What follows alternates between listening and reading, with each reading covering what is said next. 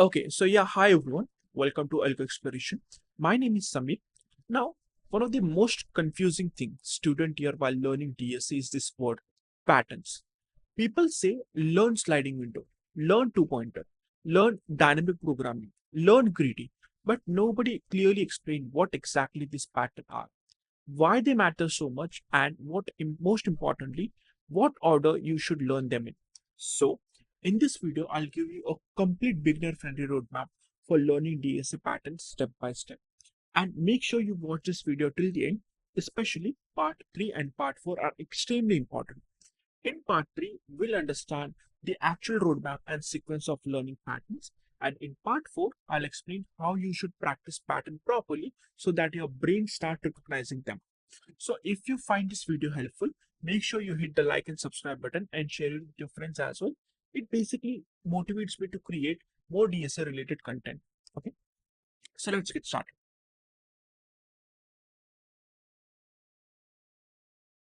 Now, first let's understand what DSA pattern actually means. A DSA pattern is a repeated way of solving a categories of question. Not a problem, a category of a problem. Okay. So for example, suppose you solve one problem where you need to find a pair inside a sorted array. Then later you solve another problem where two indices are moving in the opposite direction. Then another problem where you remove duplicates from the sorted array. At first, these problems may look completely different, but internally, they are using the same thinking approach, and that approach is called as pattern. And this is where strong problem solvers becomes different than the beginners. Beginners try to solve or remember the solution. Strong problem solvers try to recognize a pattern.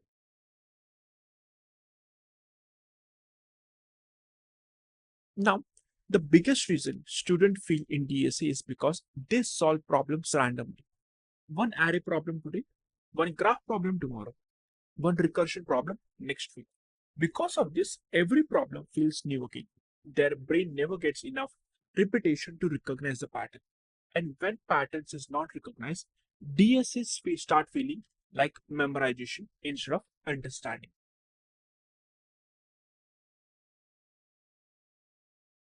Now, let's talk about the actual roadmap. And this roadmap is not random. Each pattern builds your thinking for the next pattern. The first pattern that I would be recommending is learning two pointer technique. And honestly, this is one of the most beginner friendly pattern in DSA because this is usually the first time students understand optimization properly.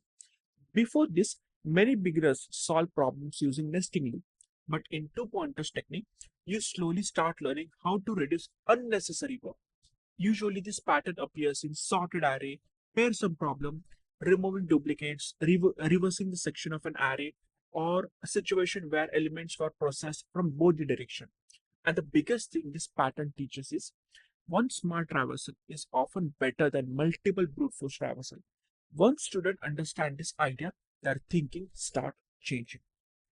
Now, after two pointer technique, the next pattern you should be learning is sliding window.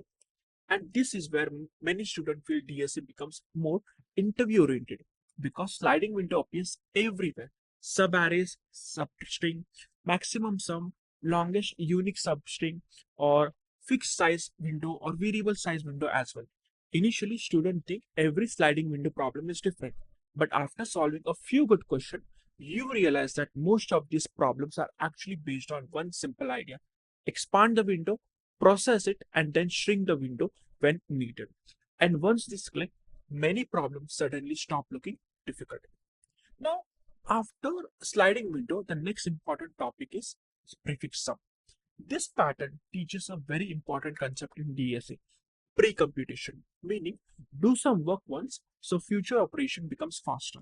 And this changes how students think about optimization instead of recalculating sum repeatedly. You store information beforehand. This pattern appears in range sum problem, sub-array sum problem, cumulative calculation, and many optimization question as well. And honestly, prefix sum is one of those patterns that makes students feel, okay, now I'm actually learning optimization properly. But after this, you should be learning the fast and slow pointer pattern, which honestly is one of my favorite technique in DSA. This pattern is extremely important, especially for linked list. And this is usually where students start understanding how movement itself can become a strategy. This pattern is commonly used for finding middle nodes, detecting the cycle, finding loop starting point, and moment-based linked list problem.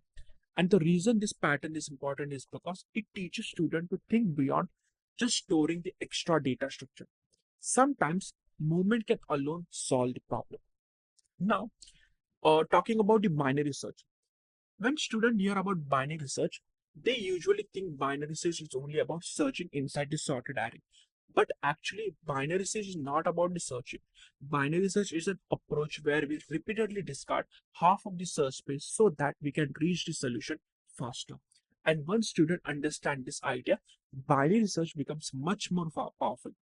Initially, you should start with normal binary search problem on sorted array, then slowly move towards easier binary search pattern like optimization problem and minimum possible answer problem.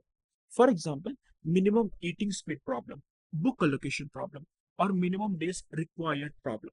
These problems may initially look difficult, but internally they follow the simple idea.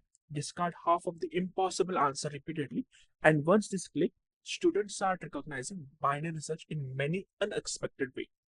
Now, after building this optimization pattern, students should move forward to the greedy algorithms. Now, greedy problems are very interesting because they teach decision making.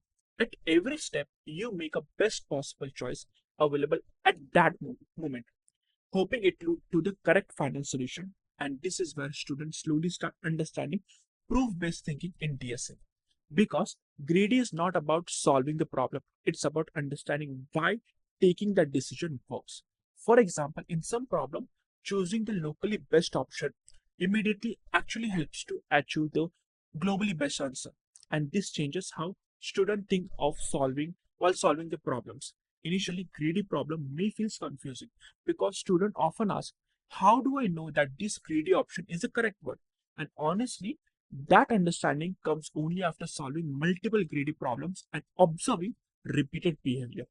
That is why greedy is one of such important pattern. It improves your problem solving or decision making ability. Now, after greedy, the next important pattern is backtracking. And pattern is completely changes how students think about recursion. Because now recursion is no longer just a function calling. Now recursion becomes exploration. You start generating possibilities, trying choices, undoing the choices, and exploring multiple paths. This pattern appears in n-queen problem, subset generation, permutation, combination, maze problem, and many recursive exploration question as well. And honestly, backtracking is a pattern that prepares students mentally for dynamic programming later. Now, some students may have one doubt. If patterns are so important, then where is graph? Where is heap? Where is tree? And this is very important question. Now see, graph, heap, tree, linked list, array, these are the data structures. Pattern are the approaches used on the top of the data structure. For example, you can use BFS or DFS technique on graph, binary search on array, sliding window on string, fast and slow pointer on linked list. So data structure and pattern are not enemy. They work together. Data structure are the place where data is stored, and the pattern are the approaches we use to solve problems on that data. And once students understand this difference, DSA start becoming much more structured. And for your reference, I will be putting down a PDF in the description where we have every pattern along with 10 to 12 related questions so that you guys can practice.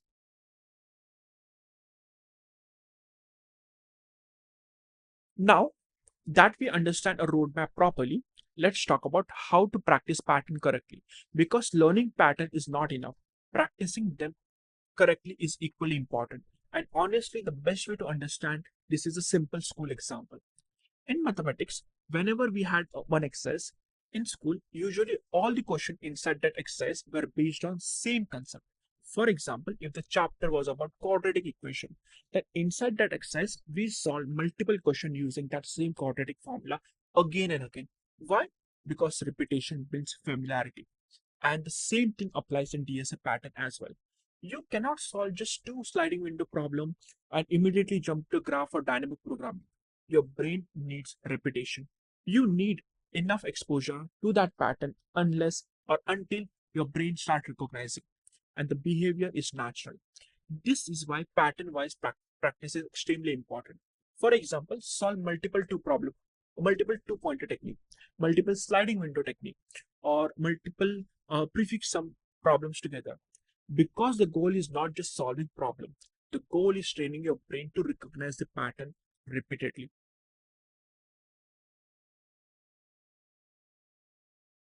Now, so if you're currently learning DSA, don't try to master everything together.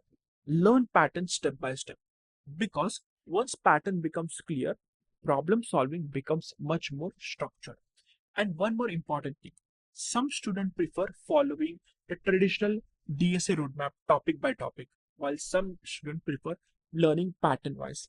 And honestly, both approaches are absolutely correct in their own way. It's not necessary that everyone should run behind a pattern. Some students learn better topic wise, some students learn better pattern wise. The important thing is consistency and understanding. And on this channel, AlgoXploration, my goal is not only to solve problems, but also to help you understand how to think while solving them. So if you found this video helpful, make sure you hit the like and subscribe button and also comment below what DSA learning topic should I cover next. I'll see you in the next video. Till then, keep practicing.